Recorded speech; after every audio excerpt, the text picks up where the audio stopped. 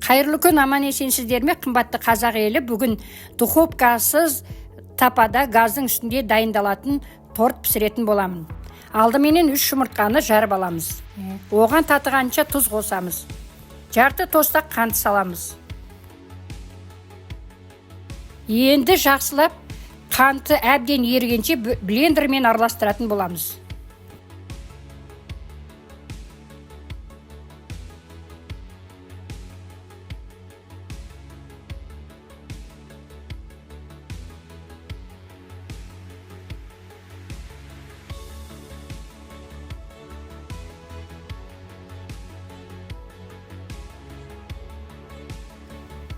Бір кружка айранға 1 қасық ас содасын қосып әбден араластыратын боламыз. Блендерменен ұзақ араластыруға болмайды. 4 ас қасық сұйық май құятын боламыз.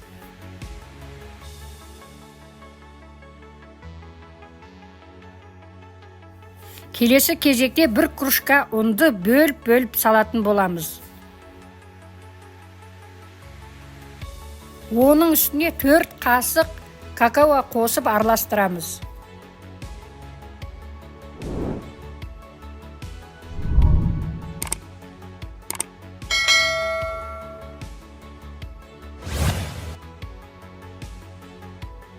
Бір келкі масса болғанша араластырамыз. Ендігі кезекте 3 кружкаға теңдей етіп бөліп құятын боламыз.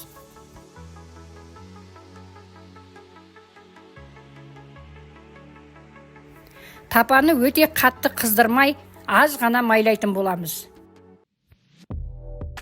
Енді 1 кружкадағыны өте төменгі отта пісіретін боламыз. Бетін жауып, ол буланып кеткен кезде сүртіп кептіретін боламыз. Коржиктің екінші бетін аударып пісірмейміз. 8-10 минут аралығында пісіретін боламыз. Дәл осылай етіп, қалған кружкадағыны пісіретін боламыз. Пісіп болған соң оны суытып қоямыз. Осы аралықта кремін дайындайтын боламыз. 9% сүзбеге 1 банкі қоңыр сгущенканы қосатын боламыз. Енді бұған 1 қасық ванилин саламыз. Егер де сүзбеңіз қою болса, 2 ас қасық қаймақ қосатын боламыз.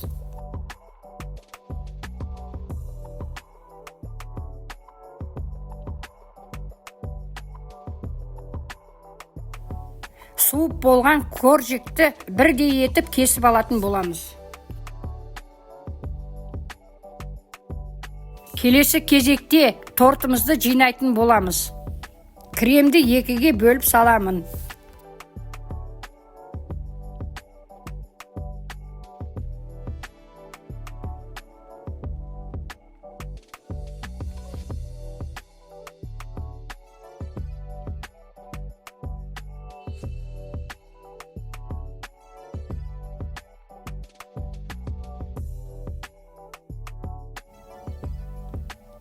Енді тоңазытқышқа салқындатып қоямыз. Осы аралықта глазурды дайындайтын боламыз. Бұған 4 ас қасық қант, 3 ас қасық какао қосамыз. Үстіне 3 ас қасық қаймақ қосып жақсылап араластыратын боламыз.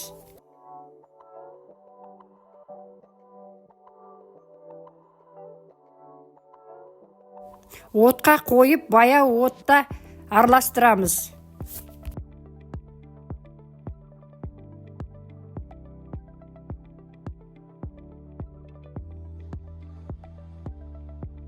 Бірнеше секунд қайнатып, оттан аламыз. Үстіне 50 грамм сармай салып араластырамыз.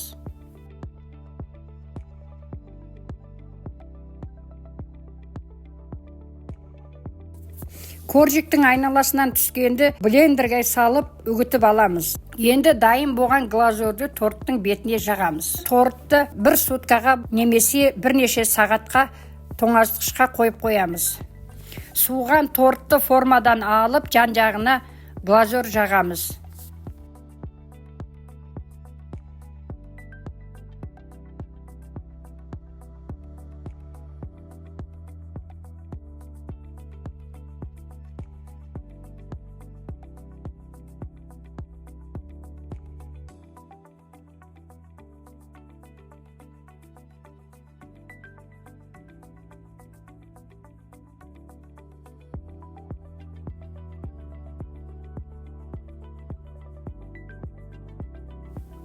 Ұнтақтап дайындап қойған коржиктің ұнтағын айналасына жағатын боламыз.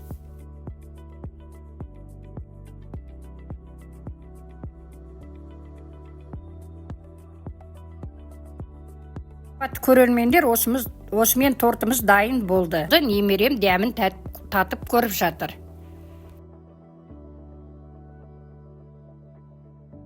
Құрметті көрермендер, тортым өте дәмді, жұмсақ болыпты.